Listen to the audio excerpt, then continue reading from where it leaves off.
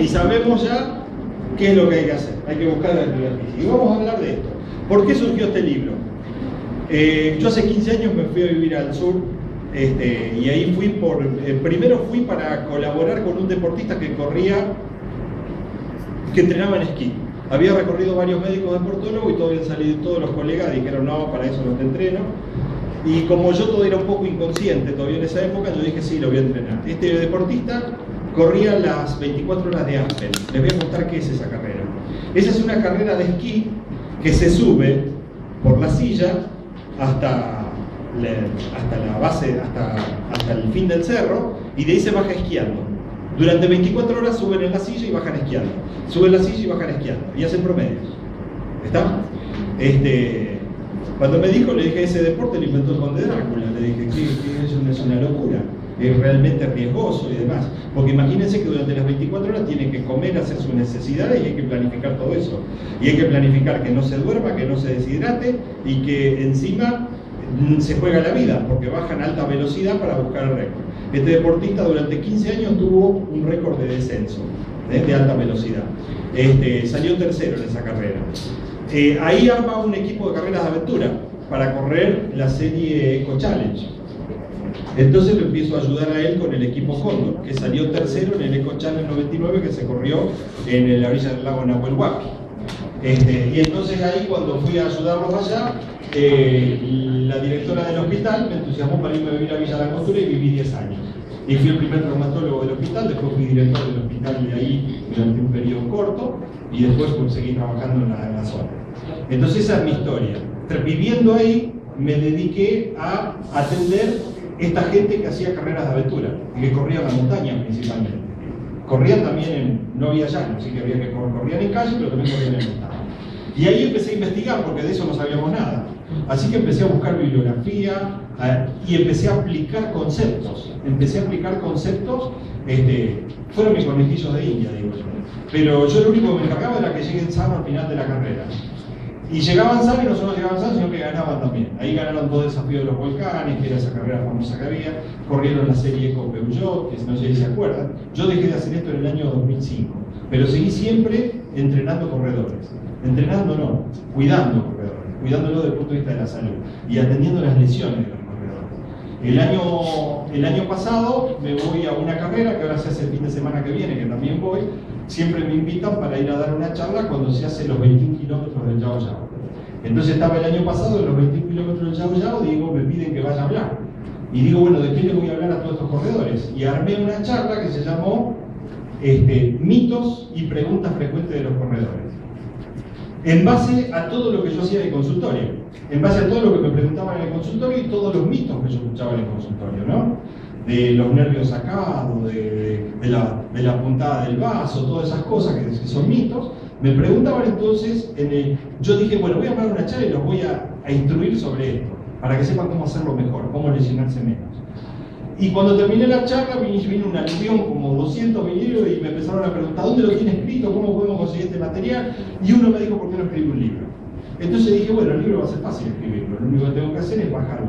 La información, la experiencia que tengo de consultorio, la información de la cual yo leí, me fui instruyendo y la voy a compaginar. Y así salió este libro, que fue bastante rápido, con la colaboración de un buen kinesiólogo, Luis Zavala, un kinesiólogo espectacular que trabaja muy bien la mecánica de la marcha, con el profesor Carlos Galossi. Carlos Galossi clavó la bandera en el Everest el 24 de mayo del 2010 y subió la Aconcagua y lo bajó corriendo en 14 horas, hace 2 años atrás.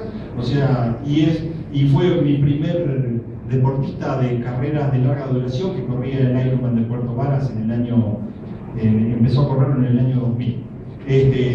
Y ahora es profesor de educación física y le dejé mis horas de clase en la universidad. El profesor Juan Guzmán, chico muy joven pero tremendamente estudioso. El profesor Martín Paredes es guía de montaña, sube y baja el Lanín 2 veces por semana con distintos grupos. O sea, todos nos entrenamos un año para subir una vez, él sube y baja 2 veces por semana, llevando grupos. O sea que son tipos muy particulares. Pero fueron todos alumnos míos, algunos alumnos y todos alumnos y pacientes. Entonces, con todo eso dije, bueno, vamos a aportarle algo a la gente que quiere correr y que lo quiere hacer cada vez mejor. Y que lo tiene que hacer saludablemente. Porque se trata de eso. no hay que dejar de correr, hay que hacerlo cada vez mejor. Entonces tenemos que ayudar. Entonces yo les contaba esto, ¿no?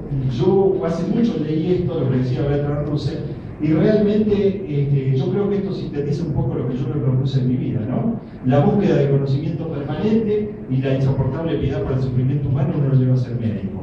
Y decir, la gente no tiene que sufrir, la gente tiene que vivir bien, hay que ayudarlo para eso. Esa es la primera misión que tenemos nosotros. ¿Y por qué un libro? La idea era respuestas rápidas y con lenguaje sencillo. Lo que más he aprendido en los últimos años es que muchas veces los médicos hablamos para nosotros. Nos explicamos con términos difíciles porque a veces no pensamos cómo hacer más accesible el lenguaje a la gente y nos alejamos. Entonces tenemos que tratar de bajar esto cada vez más rápido, más fácil, más comprensible para que les sirva. Tratar de evacuar estas dudas. Y lo que me encargué también es de que la información que yo no encontraba un criterio científico la descartaba. O sea, que no tenía respaldo de lo que yo decía, la descartaba. Buscaba el respaldo en todo lo que yo tenía como experiencia de consultorio. Entonces, para que sea confiable. Y también por esto que dijo una vez Sábato, ¿no? Y que me quedó grabado. Dice, solo sirven las conquistas científicas cuando son accesibles al pueblo. El conocimiento cerrado dentro de una universidad en el claustro no sirve para nada. Sirve si puede ser accesible al pueblo, a toda la gente. Y lo otro importante es que uno aprende también que el conocimiento no tiene dueño. Entonces yo siempre digo, el conocimiento es un bien que crece cuando se comparte. Si yo no soy capaz de compartir lo que yo sé con otro, no me sirve. No tiene ningún sentido. Entonces ese es el sentido de escribir sobre esto. Bueno, esto es algo más del mismo. El conocimiento es lo mismo que la fortuna debe emplearse. Si no, no tiene ningún sentido, no sirve para nada.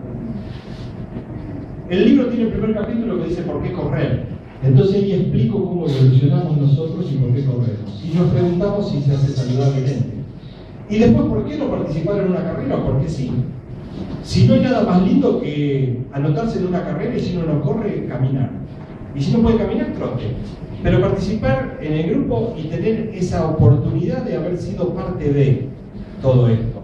Y de haber sentido que ya no es solamente salir a caminar por la plaza 2 vueltas por semana, sino también tener ese proyecto de ir a participar en la carrera. Nosotros nos movemos por estos proyectos de vida. Nosotros nos movemos por estas motivaciones. Entonces, anótese en una carrera. Si no puede correr, camine, trote. ¿Quién le va a decir? ¿Qué problema? Y búsquese un compañero si no quiere ir solo y vayan juntos. Pero hágalo porque va a vivir de otra manera. Después, el segundo capítulo, hablo de la evolución del andar, ¿no? Cómo nos convertimos en bípedos, cómo empezamos a caminar en 2 patas. Y hago un abordaje de las 4 teorías básicas que hay. Una de las principales teorías básicas que más sustento tiene es aquella de que cuando salimos del monte y entramos en la sabana, para mirar más lejos nos empezamos a caminar en 2 patas. Y para que el sol nos impacte menos y nos queme menos, empezamos a caminar en 2 patas porque hay una exposición del cuerpo. Por lo tanto, no necesitamos tanto pelo. Entonces empezamos a perder el pelo y empezamos a tener la capacidad de transpirar. Y teniendo la capacidad de transpirar, empezamos a regular la temperatura corporal. Y ustedes dirán, ¿y qué tendrá esto que ver con la temperatura? Claro que tiene que ver con la temperatura corporal. Fíjense usted qué le pasa si corre una hora al rayo del sol con 40 grados de temperatura en la calle. Y se va a acordar de lo que estamos hablando ahora. O sea, usted se deshidrata, usted tiene que conservar la temperatura corporal lo más cercana a los 37 grados promedio que manejamos. Porque cuando sube la temperatura corporal se detienen todos los procesos metabólicos. El llamado golpe de calor, ¿no? Que lo lleva a terapia y se puede morir si no se hidrata correctamente. Entonces, estas modificaciones que hubo por el andar en 2 patas llevaron millones de años. Nos llevaron millones de años y esos millones de años que nos llevaron hoy a pagar un precio importante. Tener varices, tener artrosis, tener desviaciones en la columna, etcétera, etcétera, etcétera. O sea, es un precio que pagamos por la bipedestación. Tal vez todavía necesitamos algunos millones de años más para adaptarnos a esta forma de andar por el mundo, ¿no? por el universo. Si ustedes miraran la evolución humana en 24 horas, ustedes verían que en 24 horas, recién en la hora 23,52, o sea, tan solo 7 minutos antes de que termine el día, aparecimos nosotros, 5 millones de años. Recién en la hora 23,57, o sea, solamente 3 minutos antes de que termine el día, apareció la inteligencia. Fíjense qué poquito tiempo Aunque en algunos casos todavía no sé, pero como digo el Homo sapiens sapiens, 100.000 años. En los últimos 2 segundos apareció nuestro heredero, nuestro antecesor más inmediato. Fíjense ustedes que la agricultura y la ganadería en los últimos 10.000 años. En los últimos 10.000 años la agricultura y la ganadería, el principal cambio que hablábamos antes. Y el promedio de vida durante años, durante millones de años, el promedio de vida era 40 años, que no es 80, no es el doble. Entonces nos tenemos que preparar para vivir 40 años más. Y la preparación para vivir con buena calidad de vida los últimos 40 años depende de lo que hagamos los anteriores 40 años. Depende mucho de cómo después seguimos. Hay un capítulo muy grande en el libro que habla de biomecánica. La biomecánica es esto, el empleo hábil y coordinado del cuerpo justamente para alcanzar un objetivo. Correr más rápido, saltar más alto, lanzar una pelota, pero también tiene que ver con esto, que no solo garantiza caminar con economía de esfuerzo, durar más y prevenir cualquier lesión. Si ustedes se ponen a mirar cómo camina la gente, yo lo miro por la parte profesional. Yo tengo un compañero que es cirujano plástico en Rosario, y nos sentábamos a veces en un bar, y él cuando pasaba a la gente le miraba si tenía una oreja más alta o más corta, o si tenía... y yo lo miraba cómo caminaba, y yo le miraba cómo apoyaba los pies, las rodillas, y le decía, mira, ese tiene la pierna derecha más corta, aquel tiene un pie plano flexible, el otro que pasa allá, no le sacábamos mano a la gente, lo profesional uno no se desespera. Pero si uno mira caminar a la gente, se da cuenta de la importancia que tiene la biomecánica. Nosotros no somos simétricos, nosotros somos totalmente asimétricos. Ahora les voy a explicar en lo que viene, porque este señor, que tiene unas condiciones biomecánicas y metabólicas extraordinarias, no corre en 9 segundos 6 décimas los 100 metros por casualidad, porque tiene unas proporciones ideales, una longitud de las palancas ideales, porque tiene una fisiología ideal, y porque tiene una técnica espectacular, y porque en ese país hubo una política de ganar medallas. No política deportiva, política de ganar medallas, son dos cosas distintas. Después si quieren hablamos de política deportiva, pero eso para unas cuantas conferencias más. Bueno, entonces coincidieron todas esas cosas y él es él. Hoy es él. ¿Está? Entonces, nosotros somos asimétricos. ¿Saben por qué somos asimétricos? Porque en la evolución somos eso. Ustedes, ¿ustedes vieron caminar a alguien así? No. Usted camina, adelanta la pierna izquierda y el brazo derecho. Y así va compensando. ¿Pero qué va compensando? Va compensando el adelantar la cadera izquierda con el hombro derecho para mantener una dirección permanente. Esto tan simple que yo les explico, mírenlo en la calle y van a ver al que camina así, el otro que camina así, ¿o no? ¿Está? Bueno, esas son todas alteraciones mecánicas de la marcha. Imagínense esa persona caminando 2 horas, ni hablar si se va a una carrera de aventura y camina 24 y no le corregimos la forma de caminar. ¿Cómo se apoyan los pies? Nosotros tenemos dos hemisferios en el cuerpo, el derecho y el izquierdo. Por lo tanto, no podemos caminar poniendo el pie izquierdo en el lugar del derecho y el derecho en el lugar del izquierdo. Bueno, miren un desfile de modelos y me cuentan. Pero no hace falta mirar un desfile de modelos. Párense en la plaza, mirá cómo camina la gente. La punta del pie del izquierdo es como que quiere pisar la punta del pie del derecho muchas veces, o el otro que camina así, y el otro que camina así. Lo van a ver todos los días. Se los muestro porque es gráfico. Lo hago habitualmente con mis alumnos de los profesorados de educación física de la licenciatura, porque esto hay que empezar a mirar y hay que ver. Entonces, caminar no es me pongo las zapatillas, me compro el buzo porque mi señora me dijo que vio bailando por un sueño con una abdominal de los muchachos ahí, quiere que yo esté igual.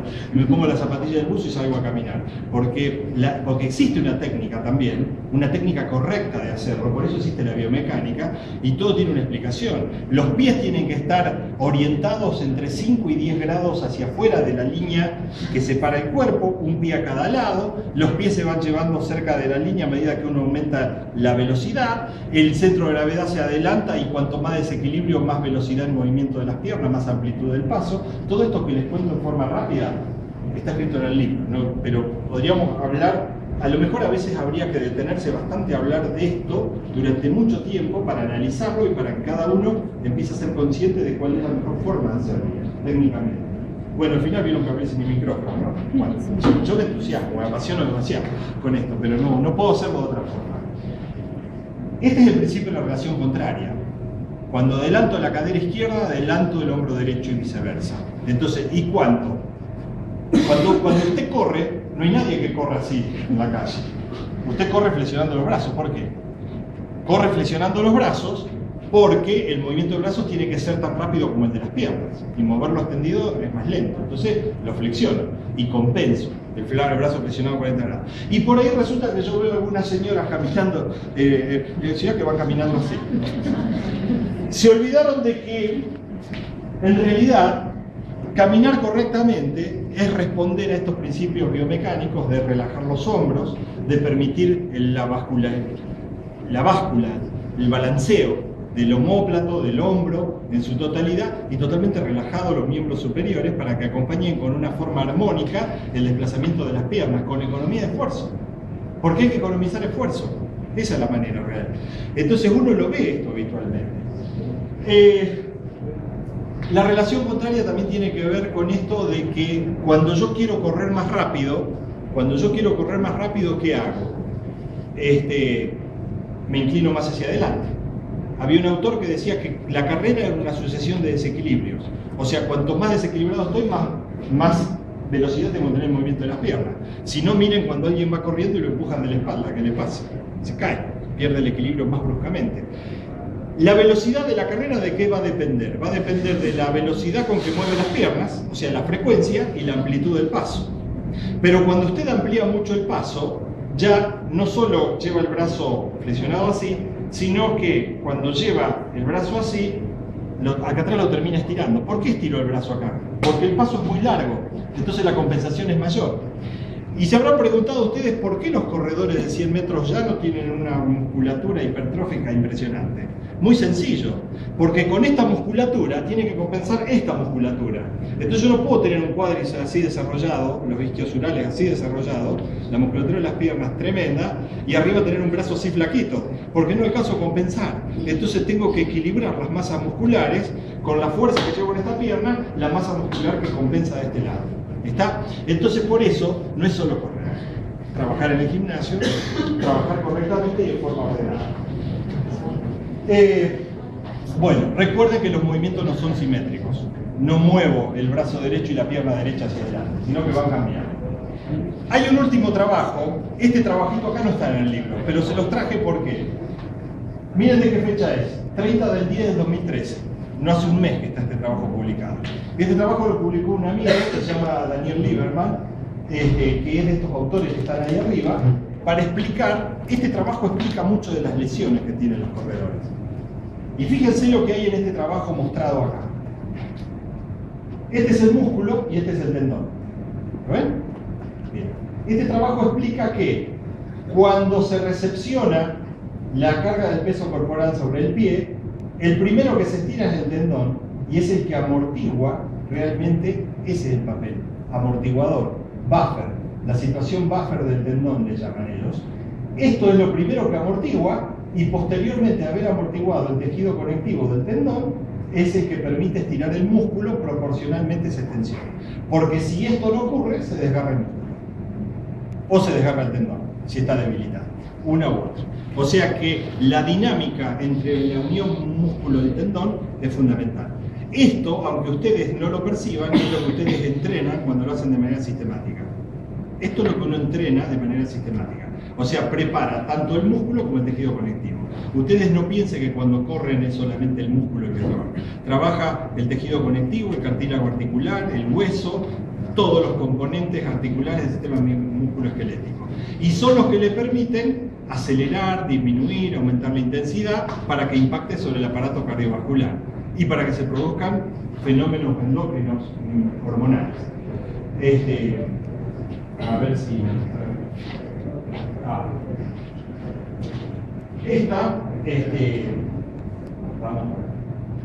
Esta es la evaluación de una deportista, la hicimos correr en el gimnasio. La marcha hay que evaluarla la marcha hay que evaluarla de todos los planos que uno pueda. De espalda, de frente. ¿Está? En el plano frontal, bastante bien, ¿eh? Y en el plano, ese soy yo que está hablando. Y en el plano sagital. ¿Está? Entonces, fíjense que lo que medíamos nosotros en una línea, en el plano del perfil, medíamos cuánto adelantaba la rodilla en cada paso y cuánto levantaba el talón hacia atrás. Bueno, medíamos varias cosas. Aparte de esta deportista, tenía un problema muy serio, muy serio de muchas contracturas y calambres. Entonces le hicimos un análisis en esta misma prueba, calentamos el ambiente del gimnasio, le hicimos un estudio de la composición del sudor en el sodio. ¿Por qué? Ustedes habrán visto que hay deportistas que transpiran sodio, que se ponen blanco acá arriba, se ponen blanco acá, ¿está? Eso es sodio, es sales corporales en exceso que se eliminan con el sudor. ¿Está? Y hay que reponerlas, por eso existen las bebidas deportivas. Cuando y no todas las personas transpiramos la misma proporción. No todas las personas transpiramos la misma proporción. El componente de sodio en la transpiración. Inclusive el volumen de agua que se transpira es distinto. Entonces nosotros lo recolectábamos en casa de estéril, lo metíamos en tubo de ensayo y el bioquímico lo analizaba y nos decía las proporciones.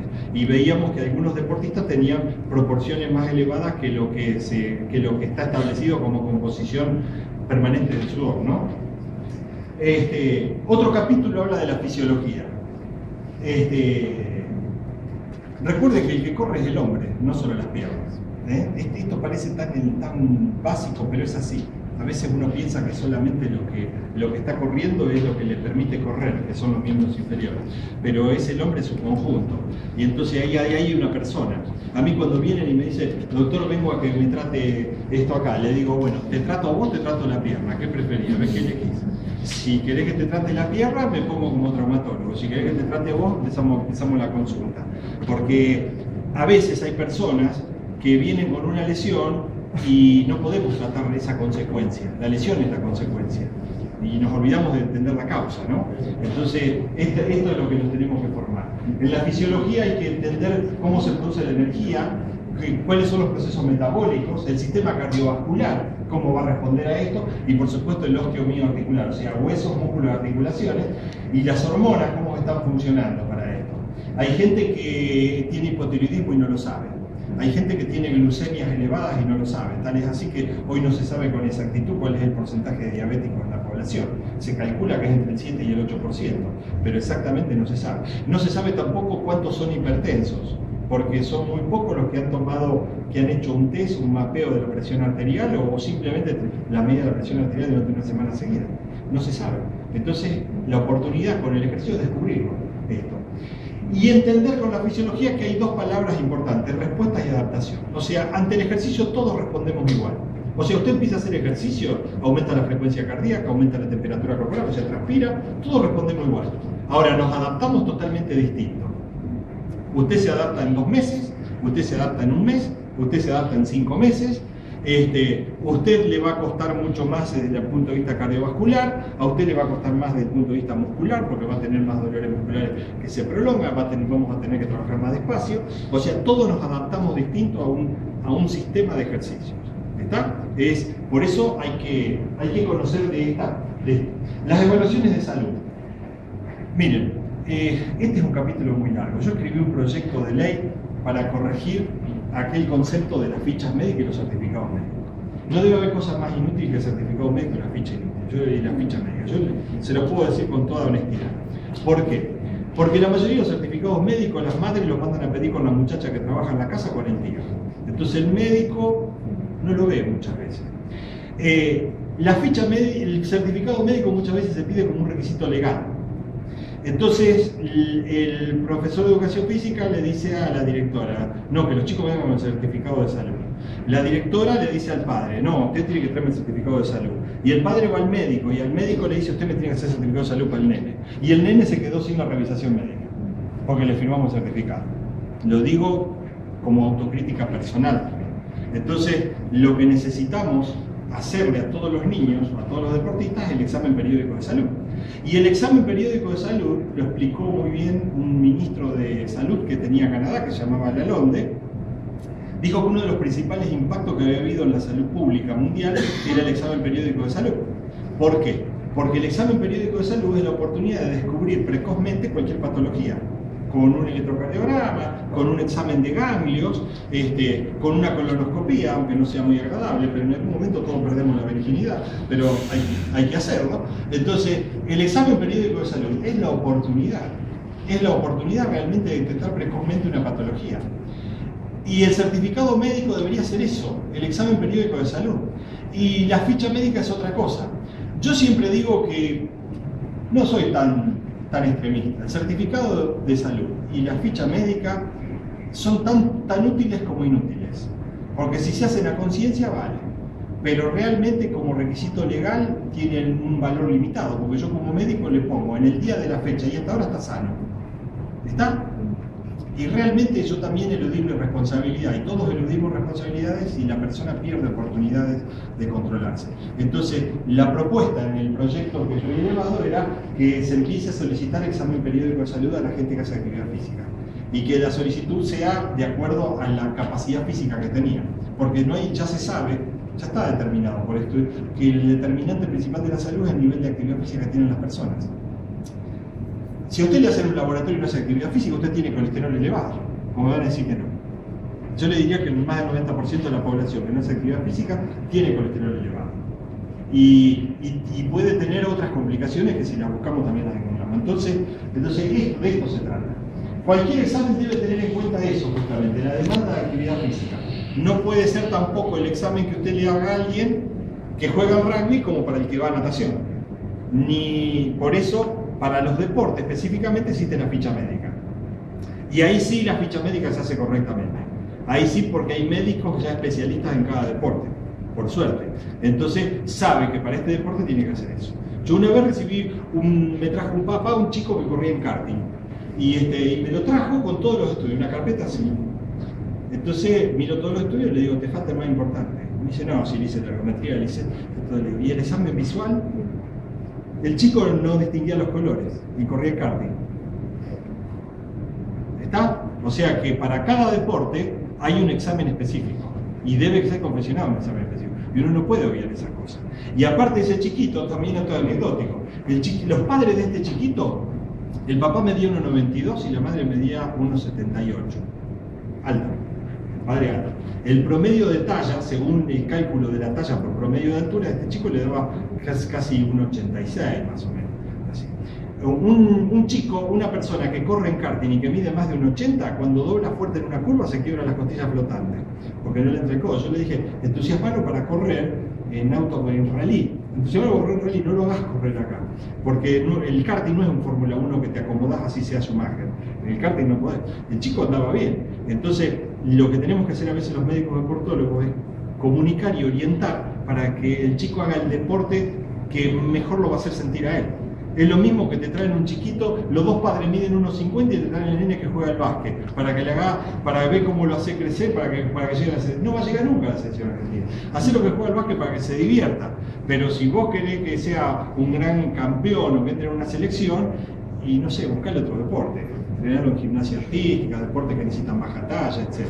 Pero lo ideal es que uno entienda que lo que pasa también que a veces vienen porque quieren que el nene sea el campeón que yo no pude ser.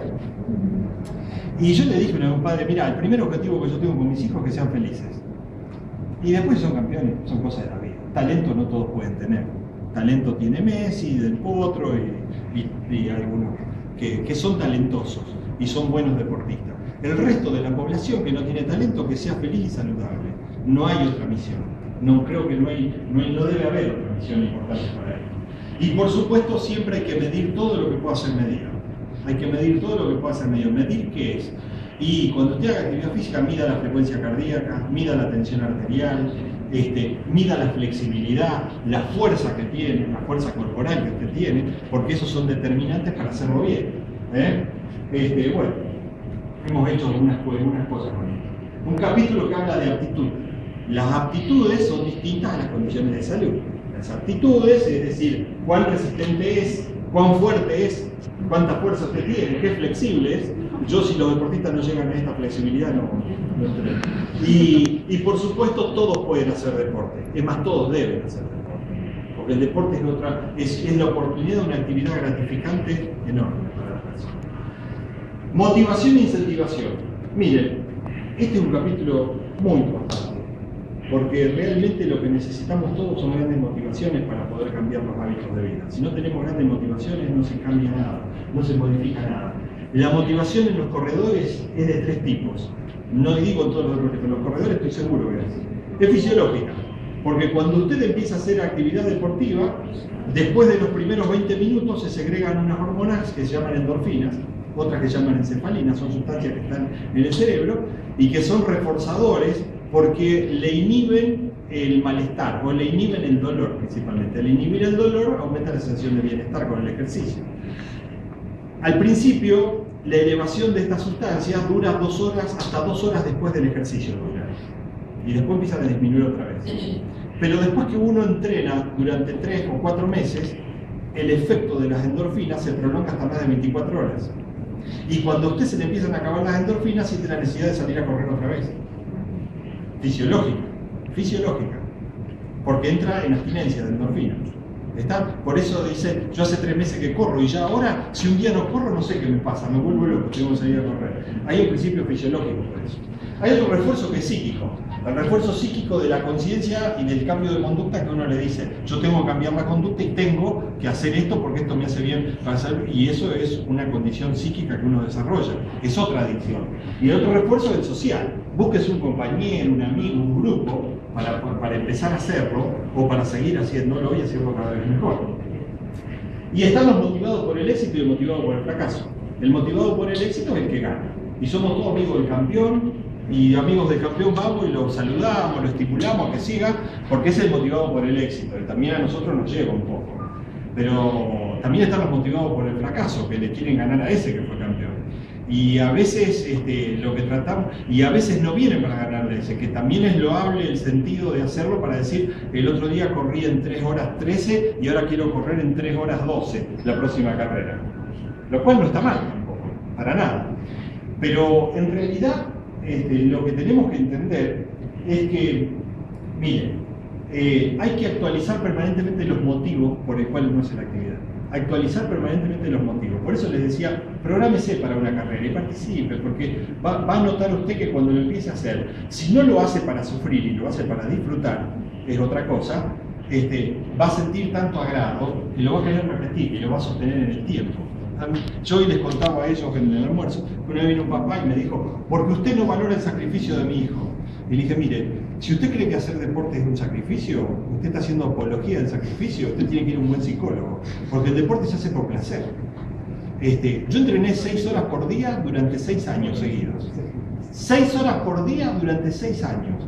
Jamás pensé que me estaba sacrificando, lo hacía por placer. Y menos a un niño. Incorporarle que tiene que hacerlo por esto. Por otro lado, al deportista siempre se le planifica perfectamente, y yo tengo un amigo que es un genio en planificación de entrenamiento, ¿no? Con el cual trabajamos hace muchos años. Y yo siempre le digo, te olvidaste un ítem importante en el plan de entrenamiento. Y él me dice, ¿cuál? Le digo, el ítem financiamiento. Porque si no, vos vas a tener el deportista que tiene que ir al mundial y después salís a mendigar por ahí a ver quién te paga para ir al mundial.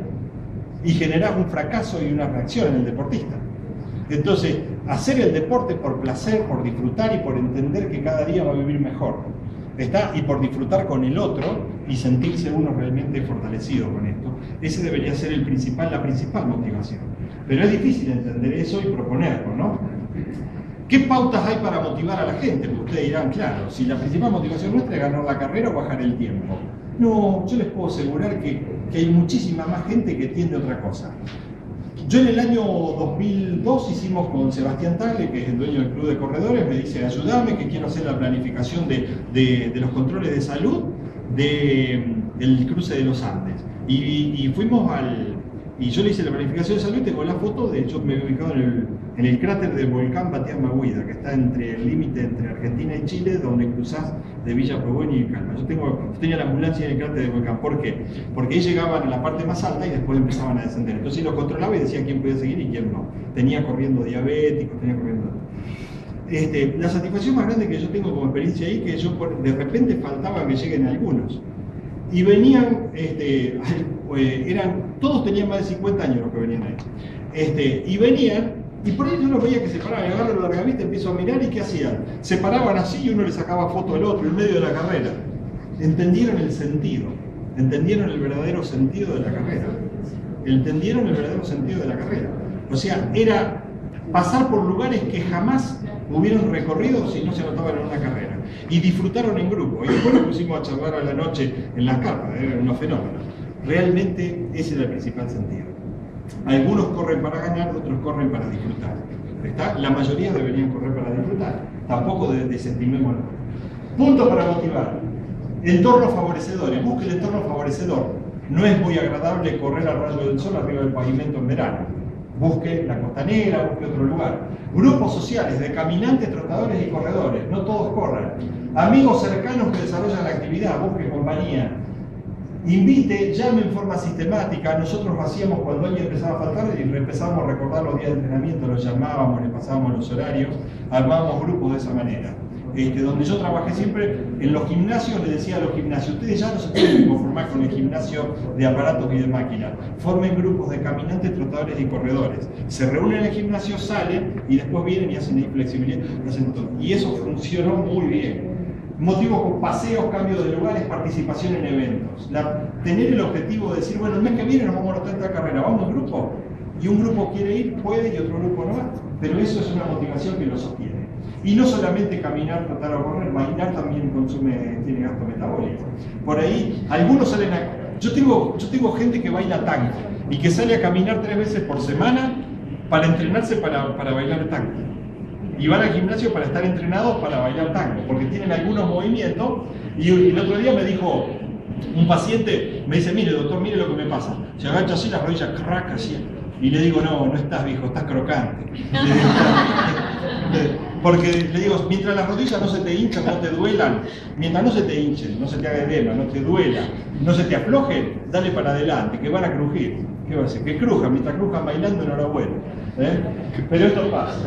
Tenga en cuenta los cambios más notables en los primeros 6 meses de actividad. En esta etapa el refuerzo e incentivo es la clave para lograr la adherencia. Cuando se logra adherencia más de 6 meses de un programa, es más fácil que haya adquirido el hábito y no haya deserción. Por eso le decía que tiene que hacer programas cortos en el tiempo. Ustedes mismos propongan hacer programas a 2 meses, 3 meses. La adherencia puede ser tan notable que los convierta en adictos. Sí, hay adictos a la actividad física. Por eso decía la endorfina. Algunos estudios dicen la testosterona en el hombre, otros dicen el aspecto estético en la mujer. Bueno, o sea, son distintos lugares. Recuerde que en el deporte dice que somos todos iguales. No tan iguales. No somos todos iguales. Recuerden esto, que todos tenemos que respetar un principio del entrenamiento deportivo que es el primero, que se llama principio de individualidad. Principio de individualidad. Es el primer principio del entrenamiento deportivo, reconocer que no somos todos iguales. No todos los profes piensan así. Y bueno. Hay un capítulo de entrenamiento. El capítulo de entrenamiento se basa en la investigación de Hans Selye, que en 1956 describió el estrés. Este autor austríaco describió el estrés y ganó el premio Nobel. Después lo tomó Yakovlev, que era un ruso que escribía sobre entrenamiento, escribía mucho sobre entrenamiento y habló del ciclo de supercompensación. Él les dijo que es esto. Nosotros teóricamente vivimos en una línea de homeostasis, de equilibrio. Por ejemplo, estamos ahora todos equilibrados. Respiramos una frecuencia estable, tenemos la frecuencia cardíaca controlada, estamos en estado de equilibrio. Imagínense ahora que vamos a aplicar un estímulo de entrenamiento. El estímulo de entrenamiento se llama carga. La carga acá. La carga rompe esta línea de equilibrio y nos produce un desgaste por debajo de esta línea de equilibrio. Después de esa línea de desgaste sobreviene la fatiga. Y después de la fatiga descansamos. Y cuando descansamos nos compensamos. Y después de compensarnos viene la supercompensación. Porque Hans Selye describió que después de un esfuerzo excesivo, uno compensaba por encima de la línea de equilibrio. Hacía supercompensación. ¿Está? ¿Y para qué sirve esto? A los entrenadores les sirve mucho esto. Fíjense ustedes, antes de pasar al otro, que la carga se produce en un tiempo muy breve, 1 o 2 horas. Pero la compensación dura, fíjense qué larga que la compensación, por eso está inclinada así. La compensación puede durar 24 o 48 horas, depende del estímulo. Y una vez que usted logró la supercompensación, usted para planificar el entrenamiento, ¿qué tendría que hacer? ¿Cuándo lo volvería a estimular? ¿Cuándo le volvería a poner una carga? Acá. Le tendría que poner una carga ahí, ¿verdad? Porque si la pone acá, que tuviera un compensor, lo fatiga. Y si la pone acá, la carga, no progresa. Bueno, pasa esto más o menos, ¿no? Miren, estímulos insuficientes no producen efecto. ¿Por qué? Porque produce el estímulo, vuelve a estimular cuando ya bajó la carga. Esta es la línea de entrenamiento, el estímulo óptimo debería estar ahí, porque si el estímulo es excesivo y no lo dejó recuperar, lo fatiga, vienen lesiones y se sobreentrena. Después hay un capítulo de la mujer que camina y corre. Miren, si las mujeres siguen entrenando como entrenan, realmente vamos a cambiar el concepto de sexo fuerte y sexo débil. Hay que cambiar. Porque lo que han progresado las mujeres en el deporte en los últimos 50 años es tremendo.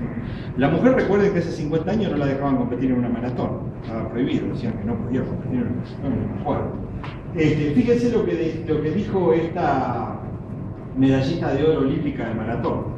Fíjense lo que dijo: cuando empezó a correr sentía tanta vergüenza que cuando pasaban los coches me ponía a caminar y fingía que estaba mirando flores.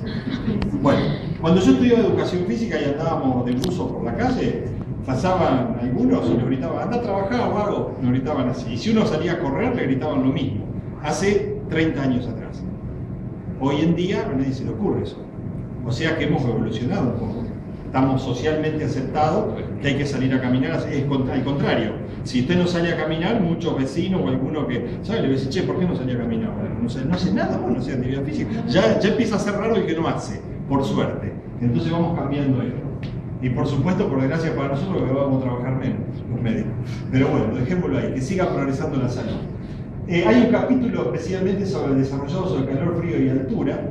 Y en cuanto al calor, frío y la altura, ¿por qué? Porque hay gente que va y quiere correr en la montaña, que cambia los climas. La gente no sabe que las glándulas sudoríparas están acostumbradas, si están acostumbradas a entrenar con 10 grados y usted se va a correr en Brasil el 31 de diciembre a 40 grados, por más que corra de noche, y sus glándulas sudoríparas no transpiran al volumen que tienen que transpirar, no enfrían lo suficiente y tienen un golpe de calor. Entonces, porque tampoco saben muchos que la capacidad de transpiración se adapta al clima ambiente. Entonces, todo esto es necesario explicarlo y manejarlo. En el libro lo explicamos porque creemos que hay que informar correctamente a los corredores, a los entrenadores, a los organizadores de carrera, que muchas veces no tienen en cuenta esto, porque no es raro ver que acá en Argentina se juega un partido de fútbol el 24 de diciembre a las 3 de la tarde con 40 grados de calor. ¿Está? Y bueno, estas cosas desde el punto de vista de la salud no tienen nada que ver. Y por supuesto los dirigentes. Esta imagen acá es una carrera, la última carrera que yo hice, pues, trabajo de seguridad. No se ve acá, pero en el tubito ese de oxígeno que hay dice: oxígeno la bocanada, $5. Le cobrábamos a cada corredor que llegaba hasta ahí arriba. No le cobrábamos, era una broma que le hacían. Pero esa carrera se hizo, llegaban a 4.600 metros de altura, en el Cerro Balcón en San Juan. Nosotros teníamos un puesto de asistencia detrás de aquel manchón de nieve allá abajo. Yo estaba a 3.500 y un compañero, que fue uno de los que fue al Everest en mayo de 2010, estaba acá delante del tubo de oxígeno. Controlábamos a los corredores que lleguen en condiciones ahí. Entonces creímos que como cada vez hay más gente que quiere ir a la montaña y demás, hay que darle información, tiene que estar bien informado. Bueno, esta es la carrera donde hicimos el estudio en el lago, que se llamó en aquella oportunidad. Esta carrera se hizo en el 2002. Y bueno, y otro capítulo, hablar de prevenir lesiones. Prevenir lesiones. Las lesiones más graves son las cardiovasculares, las más temidas. Que pase un episodio grave, como una muerte súbita, de la que hablábamos antes. Esta imagen, desgraciadamente, se filmó, no se filman más cuando ocurren estos hechos en los campos de juego, ni se publican, pero es muy elocuente, es terrible. Es la muerte de un jugador de fútbol en una cancha. Muchas se pueden prevenir, no todas. Pero fíjense lo que... Esto me pareció que era importante para explicarlo. Recordar que una sesión de ejercicio no es otra cosa que una ergometría submáxima con menor supervisión. ¿Qué quiere decir esto? Cuando usted entrena, está haciendo una ergometría.